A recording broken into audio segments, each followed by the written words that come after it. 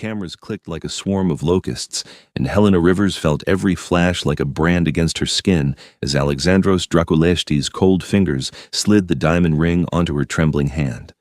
She'd planned this, orchestrated every detail with her publicist and his council of ancient advisors. A fake engagement to save her career after the scandal that had destroyed her reputation and to soften his image before the International Vampire Accord Summit in 3 months. Mutually beneficial, entirely professional, completely temporary. So why did his crimson eyes hold hers with such devastating intensity, as if he were memorizing the exact shade of brown in her irises, the way her breath caught, the pulse hammering at her throat? "Smile, beloved," he murmured, his accent thick with old-world vowels. "They must believe this matters." Helena forced her lips to curve, leaning into his chest as instructed. He was cold even through the tailored black suit, his white hair gleaming under the camera lights like frost on midnight snow. Regal didn't begin to describe him. Alexandros looked carved from marble in moonlight, beautiful and terrible, with the kind of face that had launched wars and toppled kingdoms during his 800 years of existence. And for the next 3 months, he would pretend to love her. The thought should have been absurd. Helena Rivers, disgraced actress who'd been caught in a compromising position with her married director, except she hadn't been. The photos were edited, but the damage was done, now engaged to the vampire king of the Eastern European bloodline, one of the 5 ruling monarchs who governed vampire society worldwide. Yet here they stood on the steps of his Manhattan penthouse, surrounded by reporters from both human and vampire press, selling a lie with diamond precision. "How did you meet?" someone shouted. Alexandros smiled, and Helena felt her stomach flip despite herself. When he smiled like that, fangs carefully hidden, he looked almost human. Almost. "At the Metropolitan Museum Gala," he said smoothly, the lie they'd rehearsed. "She was standing before the Byzantine exhibit, and I knew I would never walk past her." Helena's publicist, Marcus, had written that line, but the way Alexandros said it, his fingers tightening possessively around her waist, made it sound like scripture. She played her part, gazing up at him with practiced adoration. He quoted poetry in 6 dead languages. I didn't stand a chance. The reporters ate it up. Questions flew like arrows, but Alexandros raised one elegant hand, and silence fell immediately. That was power, Helena thought. Not magical compulsion the vampire laws forbade using mental influence on the press, just 8 centuries of command distilled into a single gesture. "We will answer more questions at the formal announcement next week," he said. "Tonight, I wish to celebrate privately with my intended." He guided her inside before anyone could protest, the massive doors closing behind them with cathedral finality. The moment they were alone in the marble foyer, Helena stepped away, putting professional distance between them. Her hand felt weighted with the ring, an enormous diamond surrounded by rubies that probably cost more than her childhood home. "That went well," she said, keeping her voice steady. "Very convincing." Alexandros tilted his head, studying her with those unsettling crimson eyes. In the privacy of his home, he seemed even more otherworldly. His skin was paper white, flawless, and his features held that preternatural symmetry that marked the old vampires, the powerful ones. "You seemed uncomfortable," he observed. "I'm fine. Just not used to this much attention anymore." Not since the scandal had destroyed her career 6 months ago, leaving her blacklisted from every major production. This arrangement was her lifeline back to respectability. She couldn't afford to mess it up. "You will grow accustomed to it again." He moved toward the stairs with fluid grace. "Your belongings have been moved to the eastern wing. We must maintain appearances, so you will reside here for the duration of our arrangement." Right, she'd agreed to that. 3 months of living in a vampire's penthouse, attending events as his devoted fiancée, smiling for cameras and lying to the world. "And the rules?" she asked, following him up the sweeping staircase. Oil paintings lined the walls, originals, she realized, recognizing a Rembrandt, a Caravaggio. Of course, when you lived for centuries, you collected masterpieces the way normal people collected coffee mugs. "You may move freely during the day while I rest," Alexandros said. "Marcus will coordinate our public appearances. You will attend 3 evening events per week minimum, and we will be seen together at carefully selected venues. In public, you will appear devoted, affectionate, believably in love. And in private," he paused at the top of the stairs, turning to face her, The chandelier above cast his white hair in silver light, and Helena's breath caught despite her best efforts. He was beautiful the way winter was beautiful, cold and deadly and absolutely mesmerizing.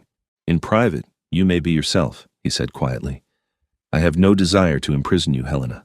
This arrangement benefits us both, but I am not a monster." "You're a vampire." "Yes, but not a monster." Something flickered in his eyes, ancient and sad. "Not anymore." Before she could respond, he continued down the hallway, stopping before a set of double doors. "Your rooms, everything you require has been provided. If you need anything else, inform Katya. She manages the household." "Katya's human?" "No, she's my cousin, turned in 1743, but she is discreet and loyal." He stepped back, maintaining that careful distance. "Rest. Tomorrow evening we have dinner with the Vampire Council. They must approve this union, at least publicly." Helena's stomach nodded. She'd agreed to fake an engagement with a vampire king, but somehow she hadn't fully processed that she'd be surrounded by vampires, plural, ancient ones. Alexandros must have seen her anxiety because his expression softened almost imperceptibly. "They will not harm you. You are under my protection now, and vampire law is absolute. To touch my intended is to declare war against my bloodline." "Comforting," she managed. "It should be. There's no safer place in this world than at my side." He said it with such absolute conviction that Helena almost believed him. "Good night, Helena." He disappeared down the hallway with inhuman speed, leaving her alone with her racing heart and a diamond ring that felt like both a promise and a chain. The rooms were stunning, all old-world luxury with modern comfort. A 4-poster bed draped in midnight silk, antique furniture that belonged in a museum, and windows overlooking Central Park. Helena collapsed onto a velvet settee, finally allowing herself to process what she'd done. 3 months. She just had to survive 3 months of pretending to love a vampire king, and then her career would be restored, the scandal forgotten, and she could disappear back into her normal life. Simple. Except nothing about Alexandros Draculescu felt simple, and the way he'd looked at her on those steps like she mattered, like she was precious, had felt far too real for comfort. Helena touched the ring, watching it catch the light. Just pretend, she reminded herself. He's acting too.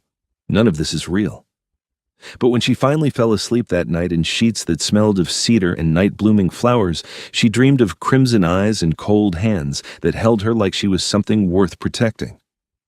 The Vampire Council convened in a private dining room at Sangre, the most exclusive restaurant in Manhattan, accessible only to vampires and their chosen guests.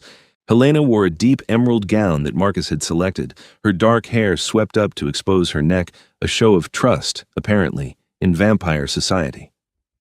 Alexandros had explained it in the car. "To bare your throat in our presence is to declare you do not fear us. It is considered either foolish or a sign of great faith in one's protector." "And which am I?" Helena had asked. He'd smiled faintly. "You are mine. That is all that matters." The possessiveness in his tone had sent shivers down her spine, but she'd ignored it. Acting. He was just acting. Now she sat at his right hand, facing 5 of the most powerful vampires in the world. They looked like angels carved from ice-white-haired, pale-skinned, devastatingly beautiful, and completely inhuman. Their eyes ranged from crimson to deep purple to silver, and when they looked at her, Helena felt like prey being evaluated by apex predators. "She is quite lovely," purred Valentina Sanguis, the Western European monarch. Her purple eyes gleamed with amusement. Though fragile, human still. "Yes," Alexandros said calmly, "and she will remain so." That caused a ripple of surprise. Victor Noctis, the Russian sovereign, leaned forward with interest.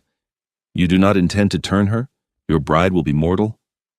"My arrangement with Helena is our concern alone," Alexandros replied, his tone brooking no argument. "We seek the council's blessing, not permission."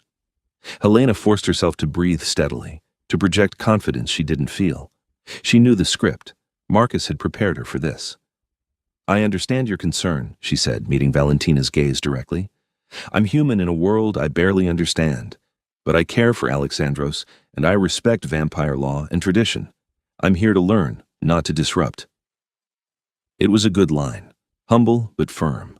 Marcus had practiced it with her a dozen times. Isadora Nix, the African sovereign, smiled slightly. "She has courage. That is worth something." Courage or stupidity, muttered Chen Wei, the Asian monarch, but he didn't sound hostile, merely curious. The fifth vampire, Lucian Argentum from South America, had remained silent until now. He studied Helena with unsettling intensity before finally speaking. "Do you love him?" The question hung in the air like a blade. Helena felt Alexandros tense beside her, though his expression remained neutral. This wasn't in the script. She had to improvise. "I'm learning to," she said carefully. "Love isn't instant, especially between our kinds. But yes, I'm falling in love with him." The words felt strange on her tongue. A lie, obviously. Except when she glanced at Alexandros and saw something vulnerable flash across his ancient face, Helena wondered if she was lying after all. Lucian nodded slowly. Honesty. How refreshing. He raised his glass of blood wine. "I give my blessing." One by one, the others followed suit, even Victor, though his silver eyes remained skeptical. Valentina was the last, her smile knowing and slightly wicked. "I hope you survive this, little human," she said. "Alexandros has been alone for a very long time. It would be tragic if you broke his heart." "I have no heart left to break," Alexandros said quietly. "It died centuries ago." The council laughed, but Helena heard the truth beneath his words. The loneliness, the weight of immortality, and something inside her chest ached in response. The dinner proceeded with ritual formality courses of exotic dishes for Helena, crystal goblets of blood for the vampires. They discussed the upcoming Accord Summit, political alliances, territorial disputes. Helena listened carefully, understanding that she was witnessing something few humans ever saw: vampire royalty conducting the business of their shadow government. Alexandros never touched his blood wine, she noticed. He sat perfectly still, contributing to discussions with calm authority, one hand resting on the table near hers. Protective. Proprietary. When Valentina mentioned an insurgent group of young vampires challenging the old laws, Alexandros's fingers moved almost imperceptibly closer to Helena's, an unconscious gesture of protection. "They call themselves the New Blood," Valentina explained, her tone dismissive. "They believe we should reveal ourselves fully to humanity, abandon the old ways." "Foolishness," Victor growled. "Humans would hunt us to extinction." "Or worship us as gods," Chen Wei suggested. "Either way, chaos." "The laws exist for a reason," Alexandros said firmly. "We coexist with humanity through discretion and carefully maintained boundaries. The New Blood would destroy everything our ancestors built." Helena found herself speaking without planning to. "But don't they have a point? I mean, you're not exactly hidden anymore. There are vampire celebrities, politicians, business leaders. Everyone knows you exist." The table went silent. Helena realized she'd probably overstepped, but Alexandros looked at her with something like approval. "She is correct," he said. "We are not hidden, merely unacknowledged. Humanity knows we exist, but chooses comfortable denial over confrontation. It is an imperfect peace." "One that keeps us safe," Isadora pointed out. "One that keeps us isolated," Alexandros countered. "Perhaps the New Blood are not entirely wrong. Perhaps the old ways need evolution, not abandonment." This clearly sparked debate. Voices rose, arguments flowing in multiple languages. Helena sat quietly, watching Alexandros defend his position with passionate eloquence. He believed what he was saying, she realized. This wasn't political posturing. He genuinely wanted change. Finally, Lucian raised his hand, calling for peace. "This is a discussion for the summit. Tonight, we celebrate Alexandros' engagement." He smiled at Helena. "Tell me, what drew you to our frozen king? He's not known for warmth." Helena felt Alexandros stiffen beside her, but she answered honestly. "Maybe that's why. Everyone in my world is performing all the time, desperately trying to be liked. Alexandros doesn't pretend. He's exactly who he is, unapologetically. I find that attractive." It was true, she realized as she said it. Even though their engagement was fake, there was something compelling about Alexandros's absolute self-possession. He didn't need validation or approval. He simply existed, powerful and certain. "She sees you clearly, cousin," Valentina said, her eyes knowing. "Be careful. Clarity can be dangerous." The dinner ended with formal pleasantries, and finally, Alexandros escorted Helena to the waiting car. The moment the door closed, she exhaled shakily. "I'm sorry if I overstepped. The thing about the New Blood." "You were magnificent," Alexandros interrupted, and the raw sincerity in his voice made her look up sharply. "You spoke with intelligence and courage. The council respects strength, and you showed them exactly that. I was terrified. I know. That's why your courage matters. He was looking at her with that intensity again, the one that made her feel like the only person in the world. Thank you, Helena, for tonight, for playing your part so well. Right. Playing. This was all playing. Just doing my job, she said lightly, looking away.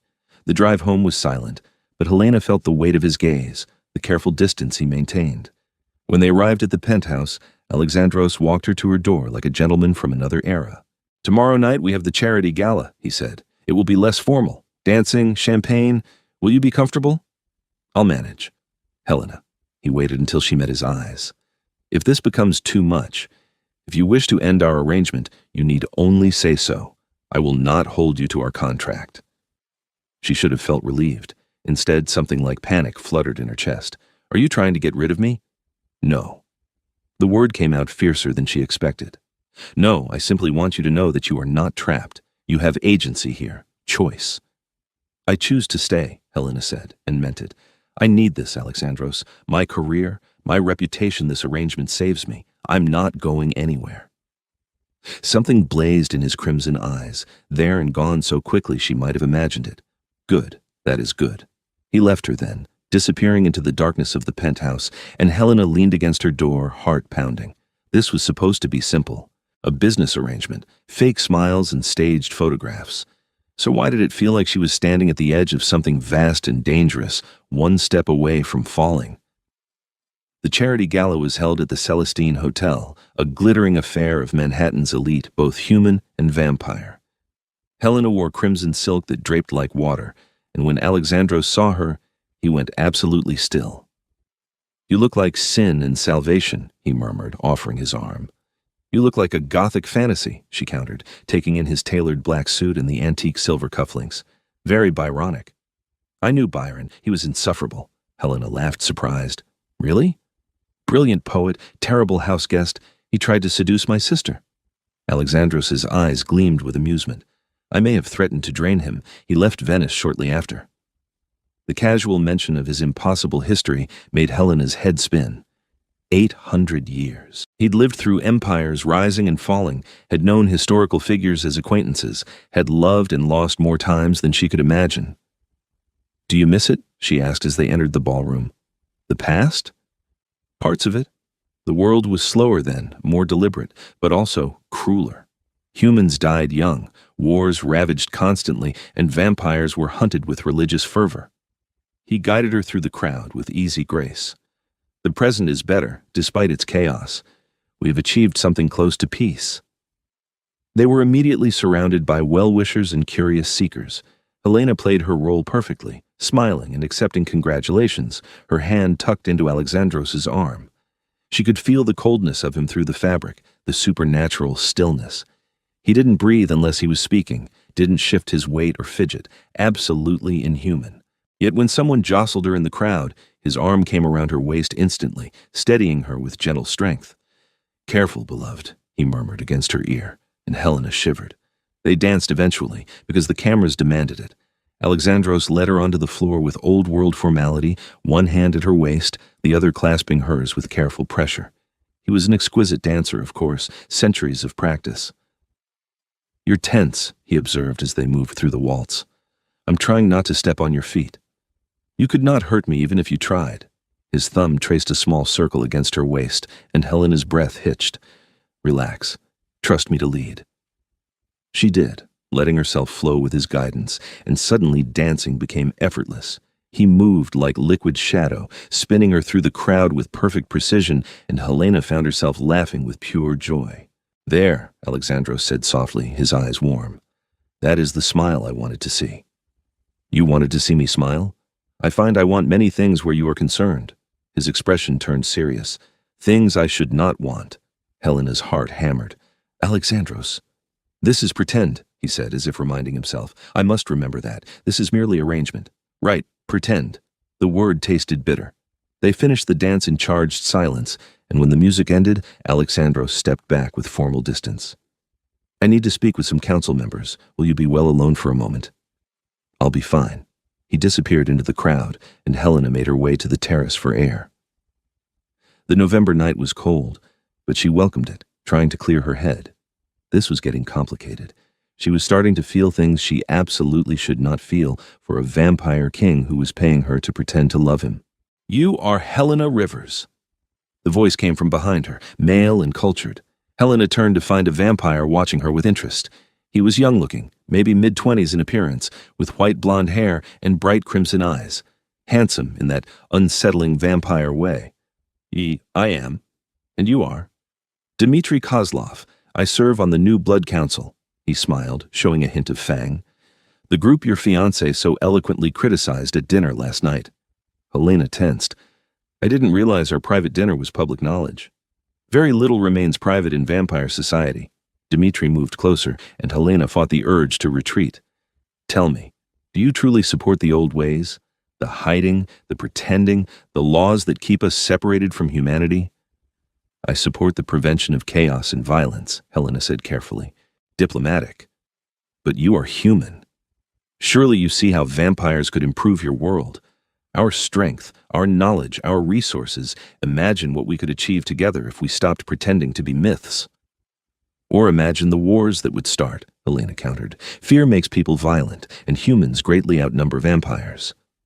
You are smarter than Alexandros gives you credit for. Dmitri's eyes gleamed. He thinks he is protecting you, keeping you human, maintaining the old boundaries. But he is keeping you weak. I don't feel weak. No, you are mortal, fragile, aging while he remains frozen in time. How long do you think this engagement will last when you start to wither and he stays beautiful forever? The words hit harder than Helena wanted to admit. She'd thought about this, of course. Even if their arrangement was fake, the reality remained. She was human. He was immortal. There was no future there, real or imagined. Our relationship is our concern, she said firmly. Of course, Dmitri stepped back, hands raised in mock surrender. I meant no offense, simply offering perspective. When you tire of being a pet, come find me. The new blood welcomes humans as equals, not decorations. He vanished into the crowd before Helena could respond. She stood there, shaking slightly, unsure if she was angry or unsettled or something else entirely. What did he say to you? Alexandros appeared at her side like a ghost, his expression darker than she'd ever seen it. What did Dmitri want? To recruit me, I think. Or insult you, maybe both. Helena wrapped her arms around herself. He said you're keeping me weak by keeping me human. Alexandros went utterly still, and Helena realized she'd never seen him truly angry before. Now, rage rolled off him in cold waves, his eyes blazing crimson fire. He has no right to speak to you of such things, he said, voice dangerously soft. You are under my protection. He violated protocol by approaching you without my presence. I can handle myself. This is not about capability, Helena. This is about respect and vampire law. He turned to face her fully, and she saw the effort it took for him to control his fury. I should challenge him for that insult, demand satisfaction. You mean fight him? I mean destroy him, said so calmly, like he was discussing the weather. He questioned my judgment, approached my intended with propaganda, and implied I would harm you. Any of those offenses would justify a blood challenge. Helena grabbed his arm without thinking. No, please don't. It's not worth it. You are worth everything. The words came out raw and honest, and Alexandros closed his eyes briefly. Forgive me. I'm not usually so volatile. You affect me in ways I do not fully understand. This is pretend, Helena whispered, echoing his earlier words. Remember? Yes. Pretend. He looked at her with such naked longing that her breath caught. I'm trying to remember. It is becoming difficult. They stood there on the terrace, the sounds of the gala fading into background noise, and Helena felt the truth settle into her bones. This had stopped being pretend somewhere along the way, at least for her. She was falling for a vampire king who was supposed to be temporary, and she had no idea if he felt the same or if his possessiveness was just ancient instinct, not real emotion. We should go back inside, she said finally. People will talk. Let them. But Alexandros offered his arm, and they returned to the gala together, playing their parts perfectly while the truth burned between them, unspoken and dangerous. That night, Helena couldn't sleep. She wandered the penthouse in her silk robe, exploring the vast space. Most of the rooms were unlocked, a library filled with first editions, a music room with instruments from different eras, an art gallery that would make museums weep with envy. One door was locked. Helena stood before it, curious, when Katya appeared beside her with supernatural silence. "That is the master's private chambers," the vampire said. She looked about 40, elegant in a severe way, with white hair braided into a crown. "He does not allow visitors." "I wasn't snooping, just restless." Katya studied her with pale blue eyes. "You care for him." It wasn't a question, but Helena answered anyway. "It's complicated." "Love always is." Katya's expression softened slightly. "Especially with Alexandros. He's been alone for so long, he's forgotten how to let anyone close." "What happened to him? Why is he so isolated?" "That is his story to tell, not mine." Katya gestured toward the library. "If you cannot sleep, there are books, or I could make you tea." "Tea sounds nice, actually." They sat in the kitchen, a surprisingly modern space in the ancient-feeling penthouse, and Katya prepared chamomile with practiced efficiency. Helena wrapped her hands around the warm mug, grateful for the normalcy of the gesture. "How long have you worked for Alexandros?" she asked. "I do not work for him. I am his family." Katya smiled faintly. "He turned me during the French Revolution. I was dying of influenza, and he could not bear to lose another cousin, so he saved me." "Another cousin?" "The human family is long dead, of course, but we vampires collect new relations over the centuries. Alexandros has turned 12 people in 800 years. We are his bloodline, his chosen family." Helena processed this. "He doesn't turn people casually." "Never. Each turning was an act of desperate love or duty. He takes the responsibility seriously." Katya's gaze sharpened. "He will not turn you, you know, even if you beg him." "I wasn't planning to ask. No, you do not wish for immortality, beauty and power forever?" Helena thought about it honestly. "I don't know. It seems like a lot to give up. Sunlight, normal food, humanity, and the isolation living centuries while everyone you love dies. That sounds like torture." "It can be," Katya admitted. "It is also extraordinary. I have seen wonders you cannot imagine, experienced centuries of history, loved and lost and loved again. I do not regret my choice." "But it was your choice." "Yes, and Alexandros honors that above all else. Choice, agency. He would never force immortality on you, even if it meant losing you to age and death." The words hung heavy in the air. Even if it meant losing you. As if losing her would matter to him. As if this was real. "Our engagement is fake," Helena said quietly. "A publicity arrangement. In 3 months I'll leave and he'll go back to his life." Katya laughed, the sound surprising and genuine. "Oh, child, you are naive if you believe that." "What do you mean?" "I have known Alexandros for over 2 centuries. I have never seen him look at anyone the way he looks at you." Katya stood, collecting the teacups. "Fake or not, this arrangement has become very real for him. The question is whether it has become real for you as well." She left before Helena could answer, but the truth was obvious. Yes, it had become real. Terrifyingly, impossibly real.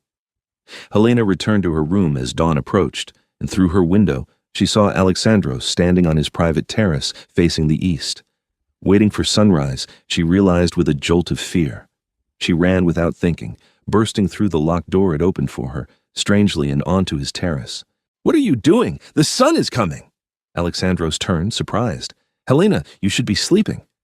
"So should you. Inside, away from deadly sunlight." She grabbed his arm, tugging him toward the door. "I was merely watching," he said gently, but he let her pull him inside. "I am not suicidal, beloved. I would have retreated before the sun crested." "You were cutting it close." Helena realized she was shaking. "Why would you do that?" "Because I am 800 years old, and sometimes I need to feel something, anything." He cupped her face with cold hands. "Fear reminds me I can still die, that I am not entirely a monster." "You're not a monster at all." "You say that now, but you do not know me, not truly." His thumbs traced her cheekbones with devastating gentleness. "You do not know the things I have done, the lives I have taken, the darkness I carry." "Then tell me," Helena whispered. "Stop hiding. Let me know you." Alexandros closed his eyes, and when he opened them again, they were full of centuries of pain. "I was turned in 1224 during the 5th Crusade. I was a knight, young and foolish and full of righteous fury. I killed so many in the name of God, and then I was killed myself. Drained and left to die in the desert, he moved away from her, putting distance between them. Except I did not die. An ancient vampire found me and offered a choice, death or immortality.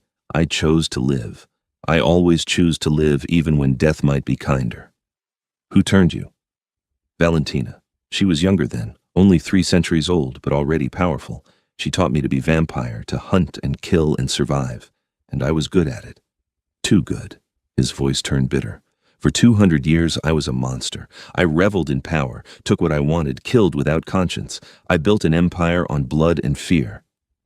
Helena wanted to comfort him, but sensed he needed to finish. Then I fell in love, Alexandros continued. Her name was Isabel. A human woman, brilliant and kind. And somehow she loved me despite what I was. She made me want to be better. So I stopped killing innocents, established laws for my bloodline, tried to create order from chaos. What happened to her? She died. Humans do. He turned to face Helena, and his expression was devastating.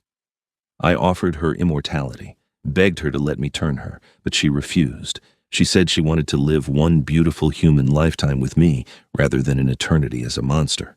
So I watched her age and sicken and die, and I could not save her. Tears tracked down Helena's cheeks. Alexandros, that was 500 years ago. I have not allowed myself to love anyone since. I take lovers occasionally, turn someone if duty demands it, but I never let anyone close enough to matter. It is easier that way. Safer. Lonelier, Helena whispered. Yes, but loneliness does not destroy you the way loss does. He approached her slowly, like she was something precious and fragile. And then you appeared in my life with your clever words and brave heart, and I find myself wanting things I swore I would never want again. This was supposed to be pretend, Helena said, but the words had no conviction. I know. I have failed spectacularly at pretending. His hands framed her face again, and Helena leaned into the cold touch. I am falling in love with you, Helena Rivers. It is foolish and dangerous and entirely inappropriate, but it is true. And I needed you to know before this goes any further. Helena's heart felt too large for her chest. I'm falling in love with you too. You should not. I will watch you age and die. I cannot give you children or a normal life or anything resembling the future you deserve. Maybe I don't want normal. Helena reached up, covering his hands with hers. Maybe I want you, exactly as you are, cold and ancient and impossible. Helena. Her name was a prayer on his lips. I cannot turn you. I will not risk making you hate me the way Isabel would have hated me if I had forced immortality upon her. I'm not asking you to. I'm just asking you to be honest, to stop pretending this is fake when it stopped being fake weeks ago. It has been 4 days, Alexandros said, but he was smiling slightly. Best 4 days of my life. He kissed her then, and it was nothing like Helena expected. She'd thought he would be cold, careful, controlled. Instead, he kissed her like she was air and he was drowning, like she was salvation and he had been damned for centuries. His hands tangled in her hair, pulling her closer, and Helena melted into him, chasing the kiss deeper. When they finally broke apart, both breathing hard. Well, Helena was breathing hard. Alexandros didn't need to breathe. He rested his forehead against hers. This is dangerous, he murmured. I don't care. You should. The new blood will see you as a weakness to exploit. The council will question my judgment, and you will grow old while I stay frozen. That will hurt both of us. Then we'll deal with it together. Helena pulled back enough to meet his eyes. I'm not Isabel. I'm not afraid of you or what you are, and maybe in 3 months I'll decide immortality is worth it, or maybe I won't. But that's my choice to make. Right now, I'm choosing you. Alexandros kissed her again, softer this time, reverent. You undo me completely. Good. You needed undoing.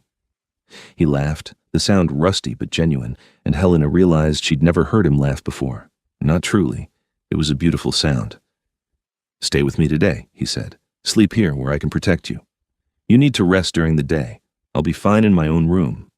Please. The vulnerability in his voice decided her. Okay. Yes.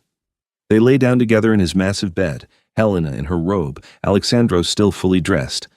As the sun rose outside his blackout curtains, he pulled her close, tucking her against his chest. I do not sleep like humans do, he explained. It is more like Hibernation. I will be dead to the world until sunset. If you need anything, leave the room and Katya will help you. I'll be fine. Helena traced patterns on his chest, feeling the absolute stillness of him. No heartbeat, no breathing. Just cold, solid presence. Thank you for telling me about Isabel, about your past. Thank you for not running in horror. He pressed a kiss to her hair. Sleep, beloved. You are safe with me. Always.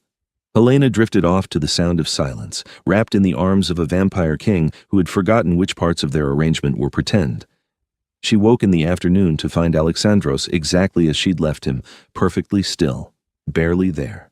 It was unnerving and strangely peaceful. Helena slipped out carefully, not wanting to disturb whatever rest he needed. Katya was waiting in the hallway with a knowing smile. So, you have decided to make this real. Is it that obvious? He let you into his private chambers. He has not done that since Isabel. Katya handed her a cup of coffee. This is good. He needs someone to live for again. Helena accepted the coffee gratefully. He told me about her, about his past. Did he tell you about the prophecy? What prophecy? Katya hesitated, then shook her head. Perhaps he should be the one to explain. It may be nothing. You can't just mention a prophecy and then not explain. Very well. When Isabel died, a seer told Alexandros that he would love again, but only when he learned to let someone choose their own fate, even if it cost him everything. Katya's pale eyes were serious. He has been running from that prophecy for 5 centuries, terrified of what it might mean. Helena processed this. He thinks letting me choose to stay human might fulfill it? Or letting you choose immortality, or letting you choose to leave. The prophecy was deliberately vague, as they always are. Katya shrugged. But yes, I believe you are the one it speaks of, and I believe he knows it. That's a lot of pressure. Love always is, Katya smiled, but you seem capable of handling it. Now, Marcus called. He wants to schedule more public appearances. You have a television interview tomorrow night. The next few weeks blurred into a whirlwind of activity. Helena and Alexandros appeared on talk shows, attended galas, gave interviews to glossy magazines. They played the devoted couple so convincingly that Helena sometimes forgot it had started as pretend. Except now it wasn't pretend at all. In private, Alexandros was attentive and surprisingly romantic. He brought her rare books from his collection, played centuries-old music on the violin, taught her to dance the waltz properly. They talked for hours about everything history, philosophy, art, the complications of immortality versus the beauty of mortal existence. He never pressured her about turning, never even mentioned it. But Helena saw the shadow in his eyes sometimes, the awareness that she was aging imperceptibly, yes, but aging nonetheless while he stayed frozen. The first real test came at the Vampire Summit, held in a Gothic castle in upstate New York that served as neutral territory for all 5 bloodlines. Hundreds of vampires attended, from ancient council members to newly turned youngsters, all gathering to discuss the future of vampire-human relations. The new blood faction was there in force, led by Dmitri and a fierce vampire woman named Ekaterina. They pushed for full disclosure, for vampires to step out of the shadows and claim their rightful place as superior beings. Alexandros argued passionately for the old ways not hiding, but coexisting carefully, maintaining the delicate peace. You speak of superiority, he said during one heated debate, his voice ringing through the great hall. But superiority means nothing without responsibility. We are stronger, yes, faster, more durable. But that does not give us the right to dominate. It gives us the duty to protect. Protect humans? Ekaterina sneered. They are cattle, food. Why should we protect those we feed upon? Because they are people, Helena found herself saying. Every vampire eye turned to her, and she forced herself not to flinch. You were all human once. You had families, dreams, fears. That doesn't disappear just because you died and came back different. The human speaks wisdom, Valentina said from her throne. Perhaps we should listen. She is Alexandros's pet, Dmitri argued. Of course she defends humanity. She is one of them. She is my intended, Alexandros corrected, his voice dropping to dangerous softness. And you will speak of her with respect, or I will teach you manners the old way. The threat hung in the air. Dmitri wisely backed down, but his eyes promised future confrontation. The summit stretched over 3 days, and by the end, Helena was exhausted. A tentative compromise was reached. Vampires would continue the current system of open existence but maintain discretion.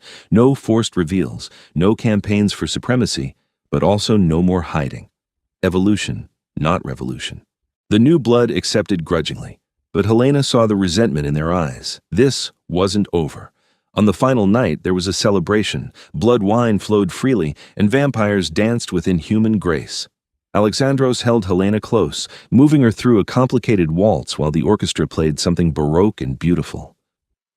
"You were magnificent today," he murmured. "You stood before the Vampire Council and spoke truth without fear. I am in awe of you." "I was terrified," Helena admitted. "I know. That is what makes your courage remarkable." He spun her gracefully. "I love you, Helena Rivers. I know I should not, that it is complicated and doomed and entirely unfair to you.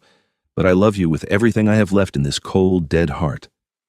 "I love you too," Helena whispered, "and it's not doomed. We'll figure it out." "Will we?" His expression turned sad. "You are 28 years old. In 10 years, you will be 38. In 50, 78. And I will look exactly as I do now, watching you age and wither and die. Then turn me." The words escaped before Helena fully processed them, but the moment they were spoken, she knew she meant them. Alexandros stopped dancing, staring at her with wide crimson eyes. "What?" "Turn me," Helena repeated, more certain now. "Make me vampire. Give us eternity." "No," he stepped back, releasing her. "No, I will not do that to you. It's my choice." "You are not thinking clearly. You're caught up in romance and excitement. In a year, you would regret it." "I wouldn't." Helena grabbed his hands, forcing him to look at her. "I've thought about this constantly.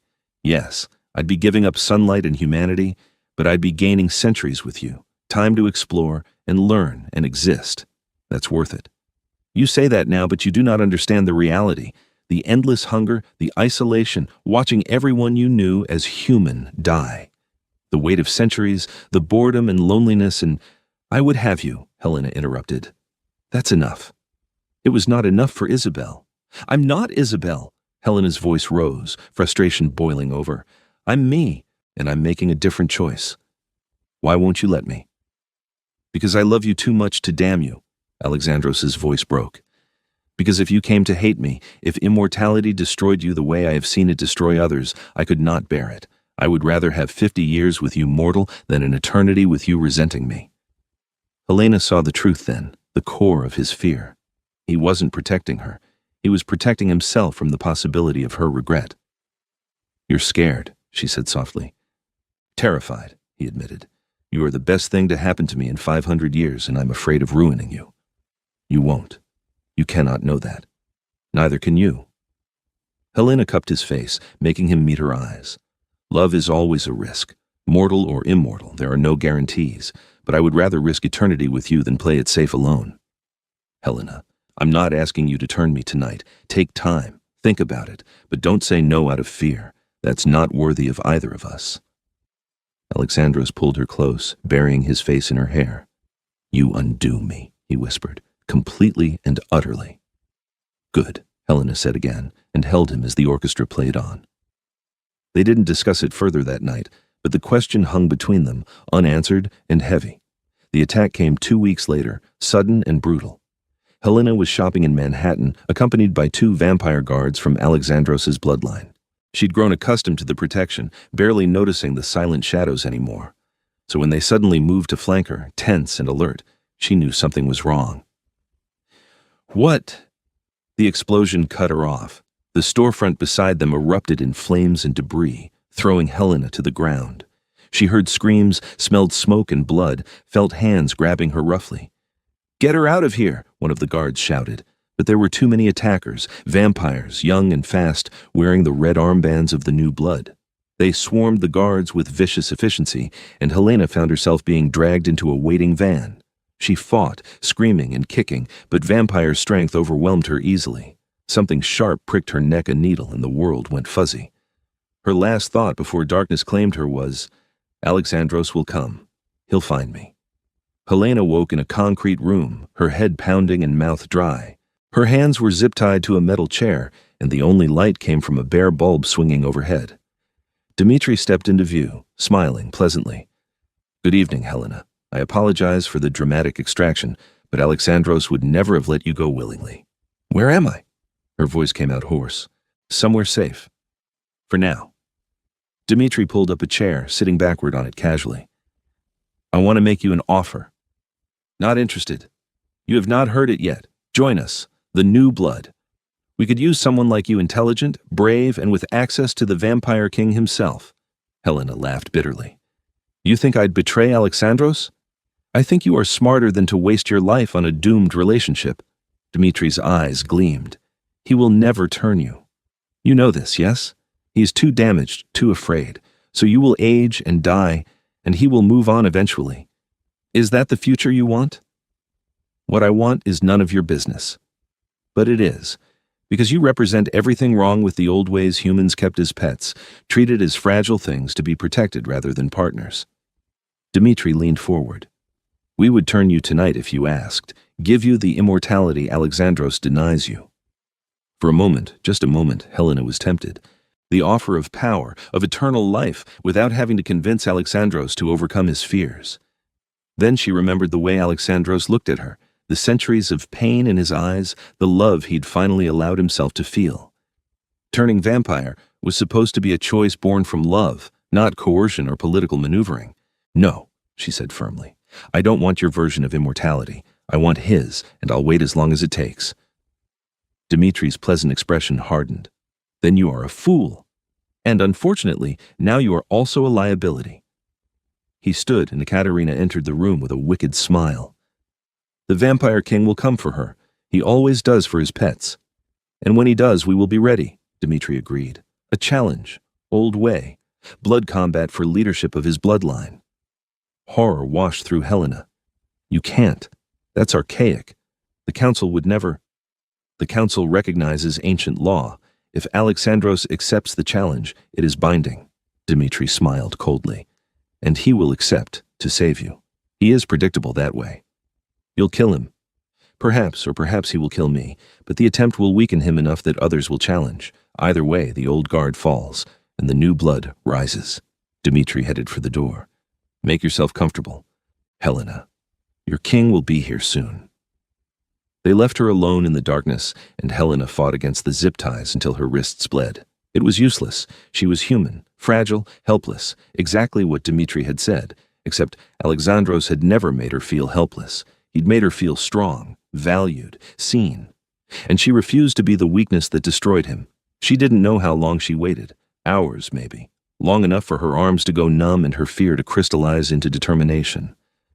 When the door finally opened, it wasn't her captors returning.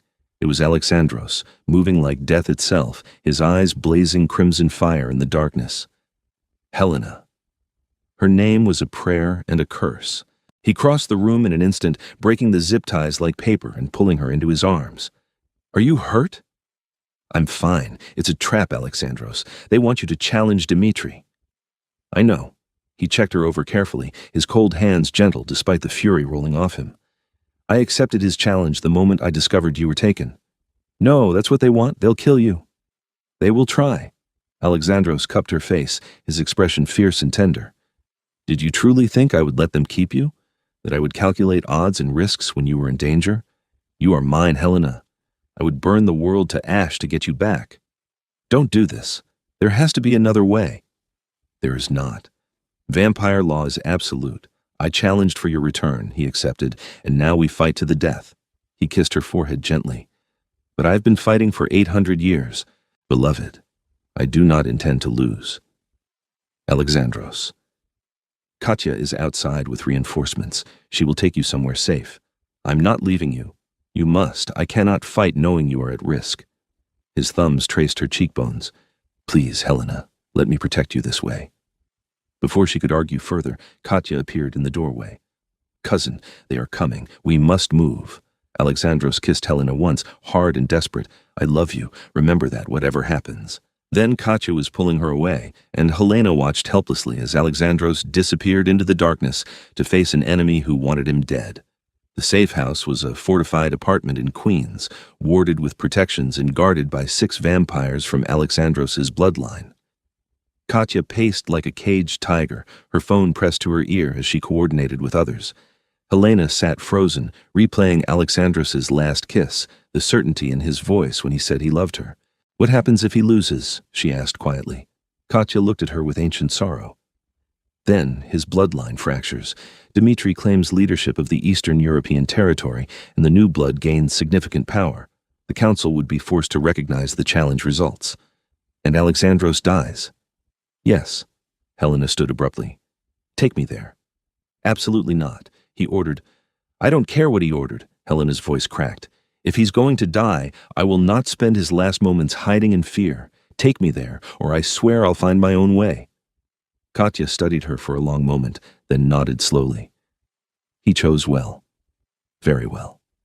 Come." They arrived at an old warehouse on the waterfront just as the fight began.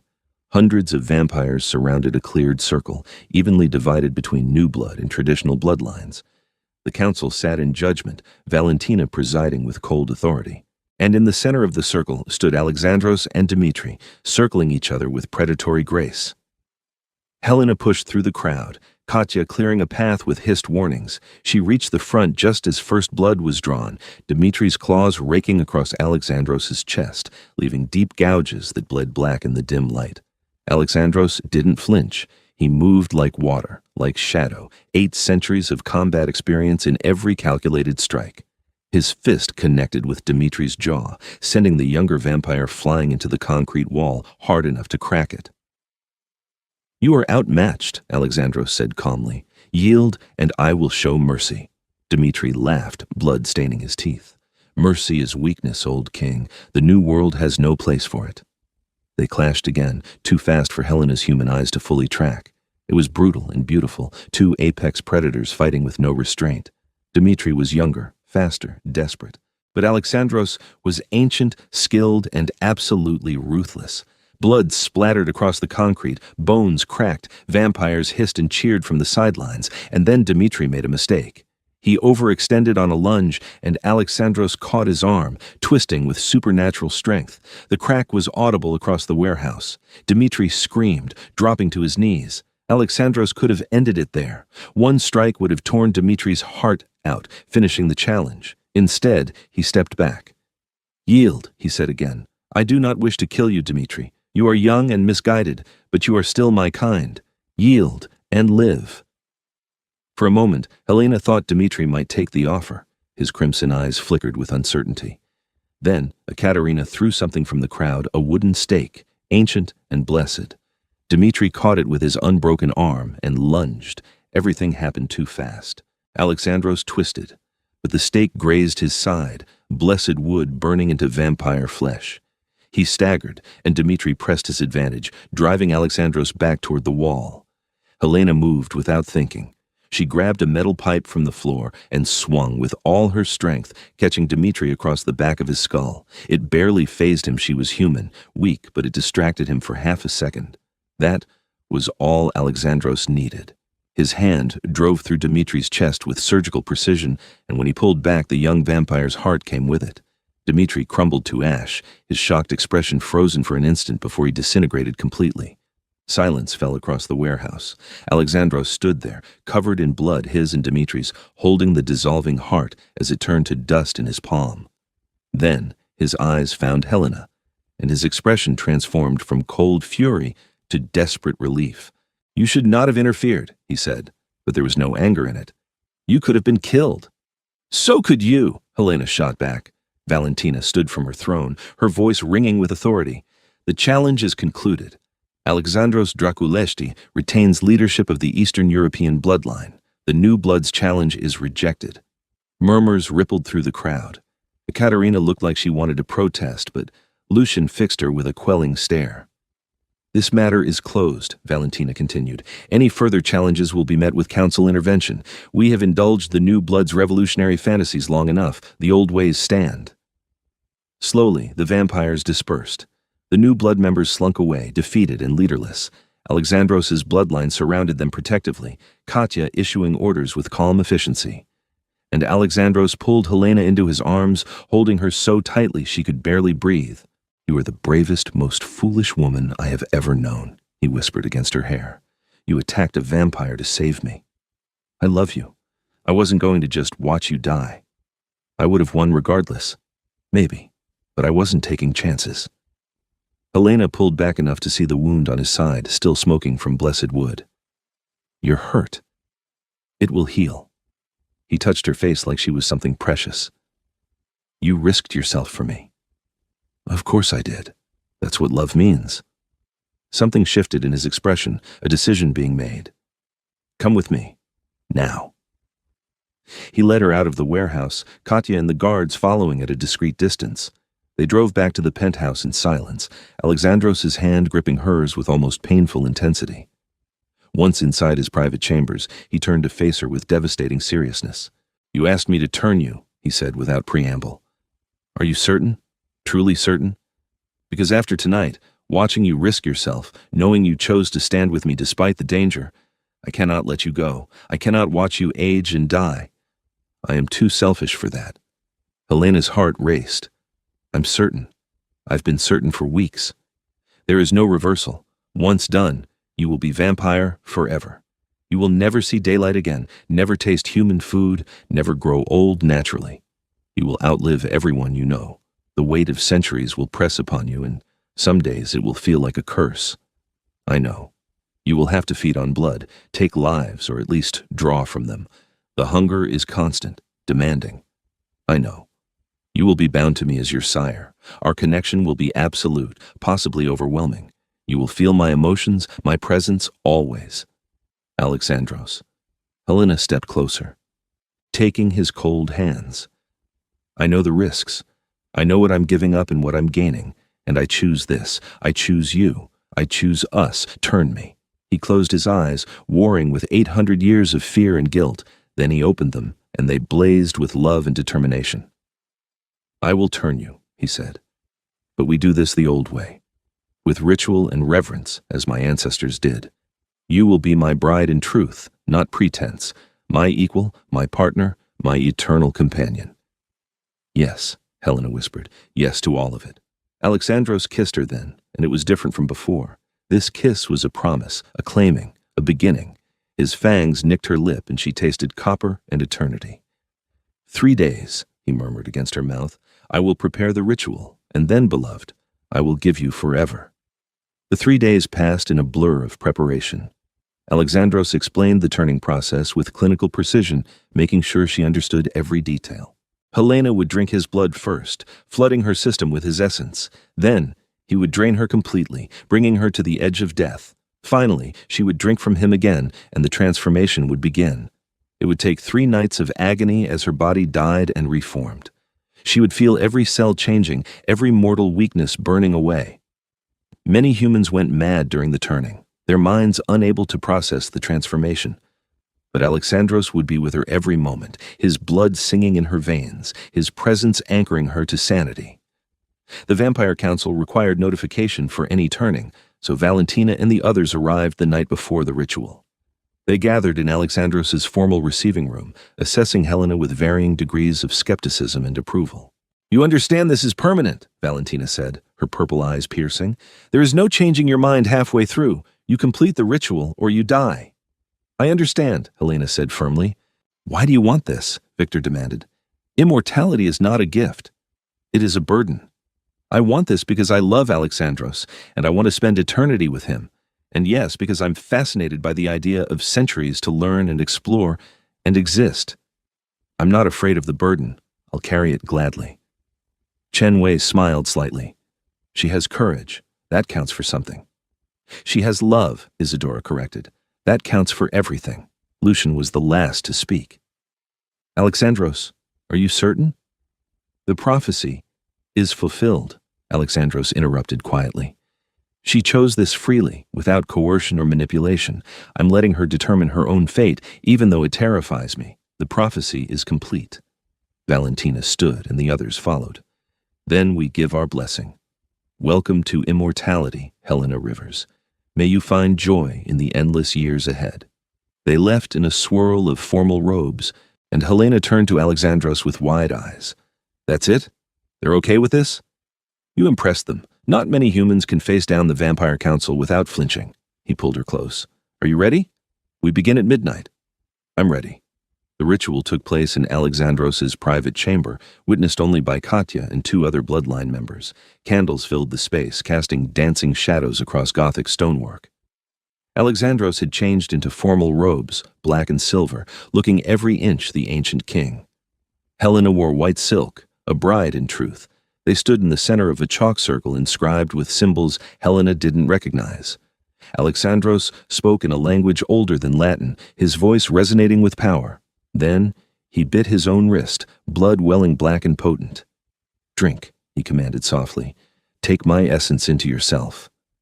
Helena pressed her mouth to the wound, and vampire blood flooded her senses. It tasted like metal and midnight, like power and darkness and ancient magic. She drank until Alexandros gently pulled away. "Now comes the hard part," he murmured. His fangs descended, longer and sharper than she'd ever seen them, and Helena tilted her head, offering her throat. The bite was pleasure and pain combined. She felt him drinking, felt her life flowing out in steady pulls, and her vision started to gray. Her heartbeat slowed, stuttering. Cold spread through her limbs. Dying felt like falling asleep. Just before consciousness faded completely, Alexandros bit his wrist again and pressed it to her lips. "Drink, beloved. Come back to me. Drink and be reborn." Helena drank, and fire exploded through her veins. The transformation was agony. Every cell in her body screamed as it died and reformed. Her heart stopped completely, then started again with a different rhythm. Her senses exploded. She could hear conversations 3 floors away, smell individual blood types, see in perfect darkness. And the hunger hit like a tsunami, all-consuming and desperate. Alexandros held her through it all, his voice a constant anchor. "I know it hurts, I know. But you are strong, Helena. You will survive this. Stay with me." She screamed and thrashed and begged for death, but his arms never loosened, his presence never wavered. Time lost meaning.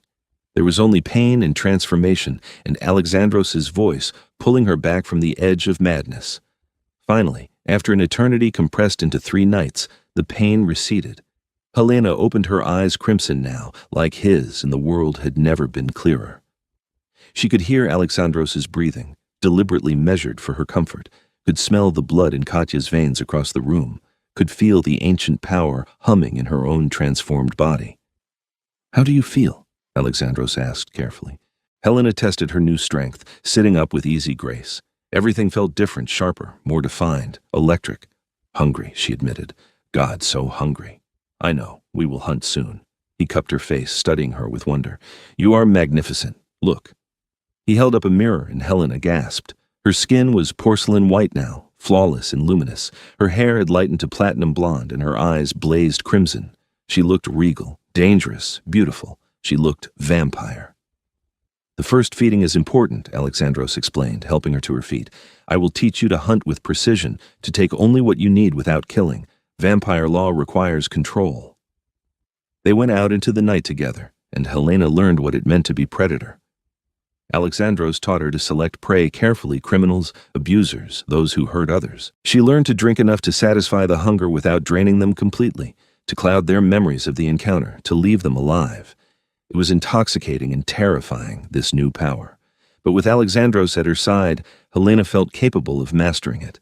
Weeks passed as she adjusted to her new existence. The hardest part was giving up sunlight. She grieved the loss of daylight more than she'd expected. But the trade-off was worth it. She had eternity with Alexandros, and that made every sacrifice worthwhile. The Vampire Council formally recognized her transformation, and Helena became Lady Draculesht, consort to the Eastern European king. She attended council meetings, learned vampire politics, studied ancient languages and histories, and every night she fell asleep in Alexandros's arms, grateful for the choice she'd made. The official wedding took place 3 months after her turning, a grand affair that united both vampire and human guests. Helena wore crimson and diamonds, and Alexandros looked at her like she was the son he'd lost centuries ago. "I love you," he said as they danced their first dance as husband and wife. "For however long eternity lasts, I will love you." "Forever," Helena promised. "We have forever now." Marcus approached them later in the evening, grinning widely. "Best publicity stunt I ever orchestrated. Who knew a fake engagement would turn into the vampire love story of the century?" "It stopped being fake the moment I met her," Alexandros said, pulling Helena closer. I simply forgot which part was pretend. Helena laughed, pressing a kiss to his cold lips. All of it was real, every moment. And it was true. From the first camera flash to this moment, surrounded by friends and family, both human and vampire, everything had been leading to this. A love that transcended mortality, a choice freely made, and an eternity stretched out before them like a gift.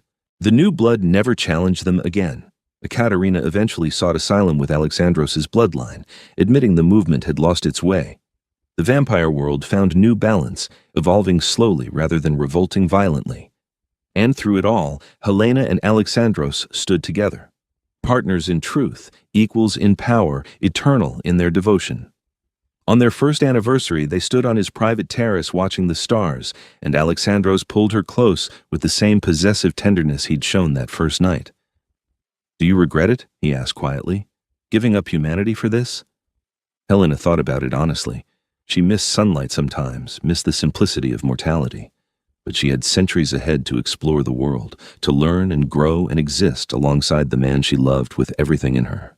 Not for a second, she said. This is exactly where I'm supposed to be. I spent 500 years afraid to love again, Alexandros murmured, afraid of loss and pain and inevitable death. Then you walked into my life and showed me that love is worth the risk, always. We don't have to risk loss anymore, Helena pointed out. We have forever. Yes, we do. He kissed her softly, reverently. Thank you for choosing me, for choosing this, for being brave enough to love a monster. You're not a monster. You never were.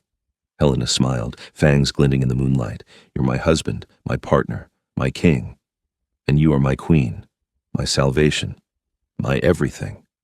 They stood together beneath the stars, two vampires who had found each other across centuries of loneliness and fear, and they knew with absolute certainty that whatever eternity brought, they would face it together.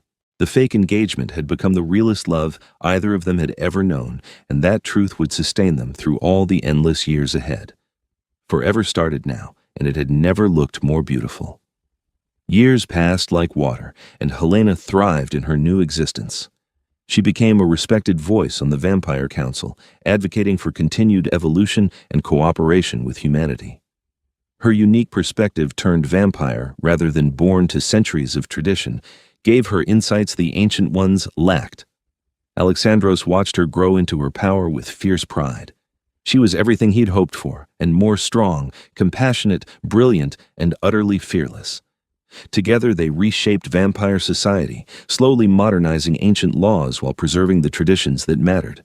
They traveled the world, visiting the other bloodlines, exploring human cultures, collecting art and music and memories. Helena learned to paint in the Italian Renaissance style from a vampire who'd actually known Michelangelo. She studied philosophy with Chen Wei, combat with Victor, and politics with Valentina. But her favorite moments were the quiet ones, just her and Alexandros, reading together in their library, dancing to centuries-old music, talking through the long nights about everything and nothing. Do you ever miss it? He asked one evening, 50 years into their marriage. Your human life? Helena considered the question carefully. I miss some things, the simplicity, the sunlight, the way food used to taste. But I don't miss the limitations. As a human, I had maybe 50 more years. Now I have millennia. The trade was worth it. No regrets? Only that I didn't meet you sooner. She curled into his side, perfectly content. Though I suppose the timing was exactly right. If we'd met when I was younger, I wouldn't have been ready for this. Everything happened when it was supposed to. Alexandros pressed a kiss to her white blonde hair. I spent 800 years waiting for you. I would have waited 800 more. Lucky you didn't have to. The luckiest vampire in existence. They sat in comfortable silence, watching snow fall outside their windows. Winter had become Helena's favorite season, the long nights, the crystalline beauty, the way the world slowed down. It reminded her of Alexandros, cold and beautiful and essential. We should host the next summit, she said suddenly, here in Manhattan. Show the other bloodlines how integration can work. Bold suggestion. The council will debate endlessly. Then we'll convince them, together. Helena smiled, fangs glinting. We're good at that. And they were. Over the following decades, Helena and Alexandros became the model for vampire-human cooperation. They established programs for newly turned vampires, created ethical feeding guidelines, built bridges between their world and humanity. Not everyone approved. There were always traditionalists who resented change, rebels who wanted revolution instead of evolution. But Helena and Alexandros stood firm, united in their vision for a better future. On their 100th anniversary, Katya organized a celebration that brought together vampires from all 5 bloodlines. The penthouse overflowed with guests, music, and laughter that rang through the night. Valentina pulled Helena aside at one point, her purple eyes warm with approval. "You have exceeded every expectation, child. When Alexandros first announced your engagement, I thought it was political maneuvering. I never imagined it would become the greatest love story of our age." "It started as political maneuvering," Helena admitted. "Fake engagement for the cameras. But somewhere along the way, we forgot which part was pretend." "Love has a way of making fools of us all," Valentina said with a smile. "I am glad he found you. He deserves happiness after so much loneliness." "We both do." As the party continued, Helena found Alexandros on their private terrace, watching the city lights with contemplative stillness. She joined him, slipping her hand into his. "What are you thinking about?" she asked. "Isabel," he said quietly. "Wondering what she would think of you, of us. She always said I deserved to be happy, but I never believed her. Until you. Do you think she'd approve? I think she would adore you. You have her courage, her kindness, her fierce determination to make the world better." Alexandros turned to face Helena fully. "She chose a mortal life because she did not want to lose her humanity. You chose immortality and kept your humanity anyway. That is extraordinary. I had a good teacher." Helena rose on her toes to kiss him softly. "I love you, Alexandros Draculesht. 100 years down, eternity to go." "Eternity with you," he murmured, "the only forever worth having." They returned to the party hand in hand, vampire king and queen, partners in every way that mattered. And as Helena laughed with Katya, debated philosophy with Chen Wei, and danced with her husband beneath crystal chandeliers, she knew with absolute certainty that she'd made the right choice. This was her life now, not the Hollywood dreams she'd once chased, not the scandal that had destroyed her reputation, not even the fake engagement that had brought them together. This was real, the love, the partnership, the eternal journey ahead, and it was perfect.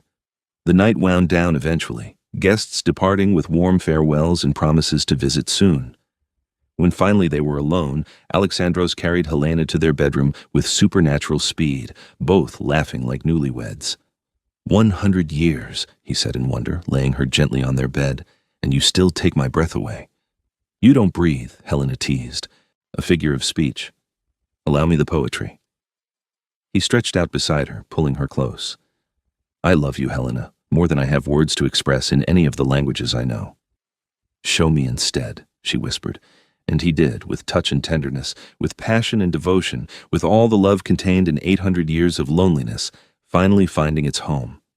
Later, as they lay tangled together in satisfied contentment, Helena traced patterns on his chest absently.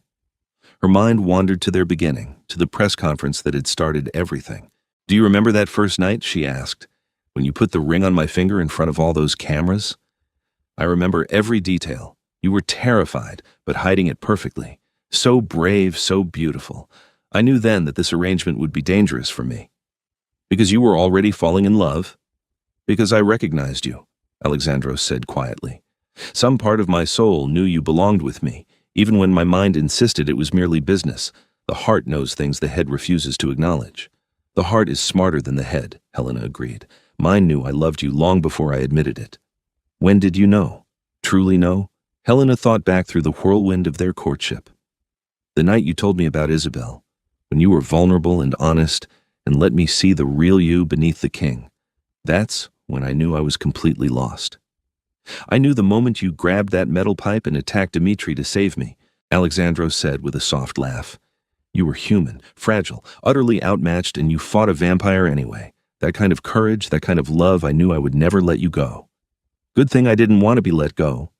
They fell silent, simply existing together in perfect peace. Outside, the city hummed with life, humans sleeping, vampires hunting, the world turning through another night.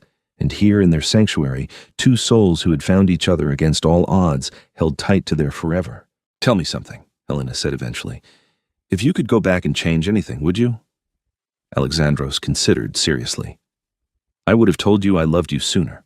Wasted less time pretending, more time simply being together. We had our reasons for pretending. The arrangement needed to look authentic. It was authentic.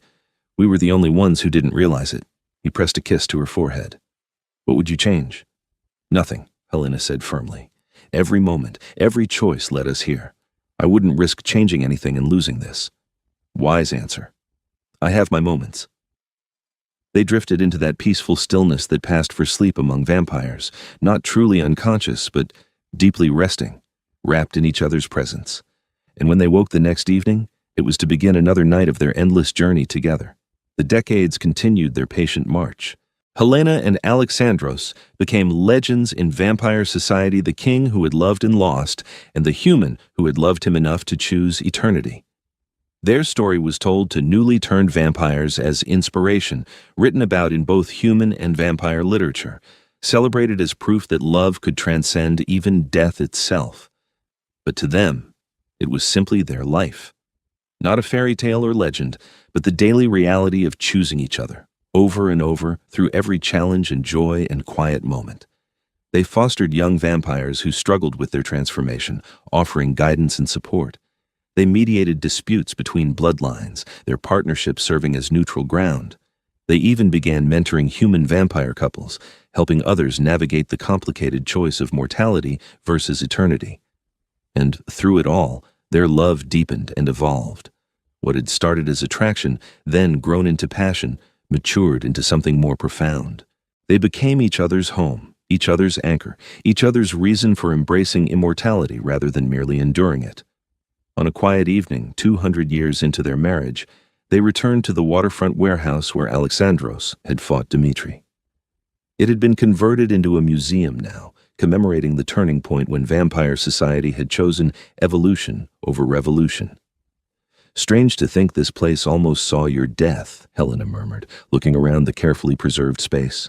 Strange to think it saw my true rebirth, Alexandros countered. I may have defeated Dmitri, but you defeated my fears. This is where I finally accepted that loving you was worth any risk. And was it? Worth the risk? He pulled her close, his crimson eyes blazing with certainty. Every moment, every risk, every fear overcome. You are worth everything, Helena. Everything I am, everything I have, everything I will ever be. It all belongs to you. I love you, she whispered, the words carrying 2 centuries of devotion. For all eternity, I love you. And I love you, my queen, my wife, my heart. Alexandros kissed her softly. Thank you for pretending to love me, until we both forgot it was pretend. Helena laughed against his lips.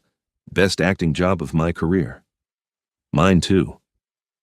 They left the museum hand in hand, stepping out into the night that belonged to them.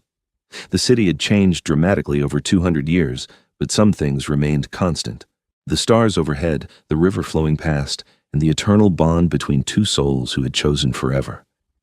They went home to their penthouse, to the life they'd built together, to the future stretching endlessly ahead.